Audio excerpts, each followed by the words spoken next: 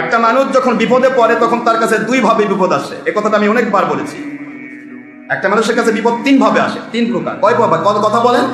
অসুখ হোক, বিসুখ হোক, আপনার অর্থের ঘাটতি হোক, ব্যবসার ঘাটতি হোক, চলাফেরায় ঘাটতি হোক, জীবন চলার পক্ষে অশান্তি হোক, মামলা মোকদ্দমা, বিভিন্ন রকমের পরীক্ষা নিরীক্ষা দিয়ে আপনার উপরে আপত্তিত হয়। আপনি আল্লাহওয়ালা, আপনি নামাজ পড়েন, আল্লাহকে মানেন, নবীকে মানেন, এই অবস্থায় যে আপত্তিত হয়, ব্যাপারটা আসবে তিনটি কন্ডিশনের বিপদটা। বিপদ এসেছে, আপনি আল্লাহর শুকরিয়া করলেন এবং আল্লাহ পাক রব্বুল আলামিনের শুকরিয়া করে বলেন, আল্লাহ আমি যত গুনাহ করি আল্লাহ, এর সে অনেক বড় বিপদ হওয়ার কথা, আপনি তো দয়া করেছেন, তাই ছোটই হয়েছে। সুবহানাল্লাহ বলবেন না? এটা একটা। যেই মাত্র এই কথা বললো, আল্লাহর বন্ধু সাথে সাথে সেটিং দিলেন, ওই ব্যক্তিটা ফার্স্ট করে আলাও হলো এবং ওই ব্যক্তির উপর আল্লাহর রহমত ঢেলে পড়বে, ওর বিপদটা শান্তিতে পরিবর্তন হয়ে যাবে এবং তার জীবনের গুনাহ মাফ হবে।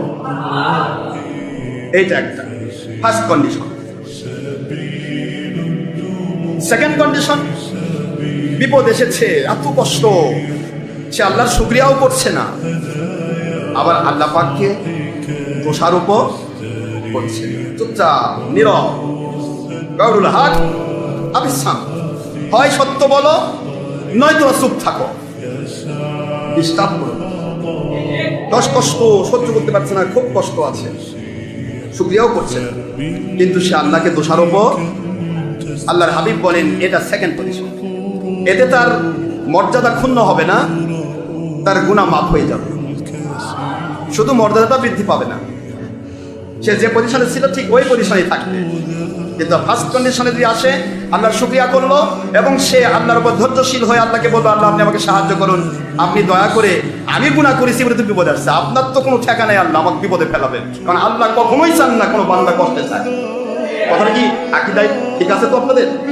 আপনি আপনার তিনটা সন্তানের বাবা, সন্তান আগুনের মধ্যে ঝাঁপ দিয়েছে, আপনি অন্তর খুব শান্তি পাবে না? কথা কেন? আরে সন্তান যদি একটু ডিস্টার্বও করে, যেটা সব দিয়েছেন, তারপরেও ভিতর জ্বলতেছে, মনে সবটা আমার গালে লাগলো, ঠিক না? বলেন না যে সন্তানের আসল বাবা মা, তাদের তো ব্যাপারটাই যায়, সন্তানকে একটা আঘাত করার সাথে সাথে ঠিকটা আঘাতটা সন্তানের শরীরে লাগছে, কিন্তু ওটা যেন তার কলিজার ভিতরে লেগে গেছে। আপনি বুঝতে পারেন আকীদাটা একটু আমরা বুঝবো না, যে এই যে আকীদা, এই যে আমাকে মহব্বত আমার আল্লাহ দিলেন, লক্ষ লক্ষ কোটি কোটি, শুধু মানুষ নয়, জন্তু জানোয়ার সবকিছু তার সন্তানকে ভালোবাসে, ঠিক না? আপনি কথা বলেন। তাহলে সন্তানকে ভালোবাসতে গিয়ে একটা বাবা মা যদি সন্তানের একটা কষ্ট সহ্য করতে না পারে, এই মায়া মমতা যে মালিক দিলেন, ও মালিক বোধহয় সহ্য করে, বান্দা কষ্ট পাবে। আল্লাহর বন্ধু বলেন, আমার উম্মতেরা শোনো, আমার উম্মতেরা ভালো করে শোনা, আমার নবীজি বলেন, আমার আল্লাহ পাক রব্বুল আলামিনের পক্ষ থেকে আমার উম্মতদেরকে এত মর্যাদা দেওয়া হয়েছে। আমার উম্মত পকেটের ভিতরে একটি জিনিস রাখলাম, ওই জিনিসটা খুঁজে পেতে কষ্ট হচ্ছে। কোন পকেটে রাখলাম? একটা ফাইল খুঁজতেছে, গোটা বাড়ি, কথা বলেন না, বোঝা লাগে না অনেক সময়, ভাই ওই ফাইলটা কই রাখলাম, বা এই পকেটে কোনে, পকেটের ভিতরে বা কোনো জায়গায় কোনো জিনিস রাখার পরে রেখে দেওয়া জিনিসটা পেতে গিয়ে বান্দা যে পেরেশান হয়, এই পেরেশানিও আমার আল্লাহ সহ্য করতে পারেন না, মুহূর্তের মধ্যে তার গুনাহ মাফ করে দেয়। বান্দার গুনাহগুলি কাফারা করে দেয়। বান্দা কষ্ট পাচ্ছে, এ ফেরেশতা দেখ আমার বান্দা কষ্ট পাচ্ছে, ও আমাকে ভালোবাসে, ও কষ্ট দিচ্ছিস কেন? ওই বান্দার কষ্ট যখন ইন্টারনেট পড়ার খোঁজে, আমার আল্লাহ জিনিসটা পার করে দেয়, দেখেন হঠাৎ করে ওই দাঁত বারবার খুঁজছে, পাইনি, ওখানে যে পাইনি। যে কোনো একটা ইস্যু হবে, যে কোনো একটা সিস্টেম হবে, যে কোনো একটা ব্যক্তির মাধ্যমে সাহায্য আসবেই। মনে রাখবেন, একটা ব্যক্তি আপনাকে সাহায্য করো, ওই ব্যক্তিটা করেছে, তার প্রতি শুকরিয়া করবেন ঠিকই, কিন্তু ওই ব্যক্তির ভিতরে এলকা করেছে আমার আল্লাহ। বুঝতে রাখবেন, এই আকীদাগুলো ঠিক রাখবেন, তাহলে আমার আল্লাহর গায়বী মদদ প্রতিটা মুহূর্ত আপনি পাবেন, প্রতিটা মুহূর্ত আপনার সাথে থাকবে। কন্ডিশন নম্বর 1, বিপদ আসলো, বান্দা শুকরিয়া করলো, আল্লাহ আপনি দয়া করে আমাকে গুনার কারণে অপরাধ করেছি, বিপদ ঘটিয়েছি। জানাই আছে, একটা মানুষ যদি কোনো জিনিস তৈরি করে, হোন্ডাই হোক আর সাইকেলই হোক অথবা গাড়ি হোক, ওইটা যখন ছেড়ে দেয় বাজারের ভিতরে, এর একটা পরিচালনার সিস্টেম আছে না নাই, ক্যাটালগ আছে না নাই, কেমনে চালাতে হবে, এটা কি পানি দিয়ে চলবে নাকি কেরোসিন দিয়ে চলবে নাকি অকটেন দিয়ে চলবে, কতদিন পর সার্ভিসিং করতে হবে, কিভাবে বুঝতে হবে, সব সিস্টেমগুলি দেওয়া আছে, এইটা করা যাবে না, এইটা করতে হবে। করা যাবে নাটা যদি মেনে নিয়ে ওইভাবে চলে, এটার লংজিভিটি বেড়ে যাবে। এটা করতে হবে, সার্ভিসিং এভাবে করতে হবে, এটা যদি মেনে নেয় এর লংজিভিটি বেড়ে যাবে। আর যদি সার্ভিসিং করতে হবে, এটা করতে হবে, মানলো না, আর যেগুলি করা যাবে না ওগুলা বেশি করে করলো, থাকবে ও জিনিস থাকবে, ওটা এমনি এমনি নাই। ও বলবে যেভাবে করার কথা সেটা তো করনি, আমার স্টার্টিং এ তুমি ভুল করেছো, আমি কেমনি এগোবো। বর্তমান সময় কম্পিউটার দিয়ে কথা বলেন, একটা কম্পিউটার হাজার লক্ষ প্রকার কাজ করতে পারে, হাজার প্রোগ্রাম তার ভিতরে। এখন আপনি যদি ভুল জায়গায় টিপ মারেন, কম্পিউটার কি ভালো কাম করবে? কথা কোনা দেখেন, চাচ্ছেন ইয়েস আর দিলেন টিপ নোতে, কাজ হয়ে যাবে? কথা বলছেন না কেন? তাহলে আমার আল্লাহ ইয়েস বললেন, তোমার এই পুরা শরীরটা কম্পিউটারের চাইতে অনেক উন্নত। কম্পিউটার তৈরি করে এই ব্রেন। কথা বলছেন না কেন? সফটওয়্যার ইঞ্জিনিয়াররা কারা? মানুষ না কি অন্য জিনিস? সফটওয়্যার ইঞ্জিনিয়ার যারা তারা মানুষ, কম্পিউটার কাজ করছে মানুষ, মানুষ বানাচ্ছে।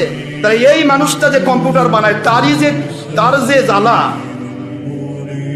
বেশি পিউটার হলে যে কি হতো আল্লাহ জানে, গোটা দুনিয়া সরকার করবে। এই মানুষের তৈরি করা কম্পিউটার এইরকম হয়। তাই এই মানুষটার ব্রেনটাই কাজ করছে, ব্রেন থেকে পুরো শরীর পুরোটা কম্পিউটার পদ্ধতি চলছে। তাই এই জিনিসটা যদি আমি নো করে, আল্লাহ যেটা নো করছে সেটা আপনি ইয়েস করছেন, আল্লাহ যেটা ইয়েস করতে পারে সেটা আপনি নো করছেন। অর্থাৎ আল্লাহর দেওয়া নো সেটা হারাম, আল্লাহর দেওয়া ইয়েস সেটা হালাল এবং ফরজ ওয়াজিব। আপনি যদি উল্টাপাল্টা করেন বিপদ তো আসবে। কথা বোঝেননি আপনি? এটা তো বুঝতে হবে। আল্লাহর কাছে বললাম, আল্লাহ যেভাবে আমি চলার কথা ছিল ওইভাবে চলতে পারি নাই, যেইভাবে নিষেধ করেছেন ওগুলি বেশি করেছিলাম, যা আপনি আদেশ করেছেন তা করতে পারি নাই, যার কারণে আমার কম্পিউটারের ভিতরে কাজ কম বেশি হয়ে গেছে। কথা বলছেন না কেন? আমার জীবন চলার পথটা কষ্টকর হয়ে গেছে, আমার উপর বিপদ নেমে এসেছে, আমার উপরে হাজার রকমের কষ্ট ক্লেশ চলে এসেছে। আমার হয়তোবা বৈবাহিক জীবনতে স্বামী পাইছে খান্নাস বউ পাইছে জালেম স্বামী। কথা বলছেন না কেন? এরকম হয় না?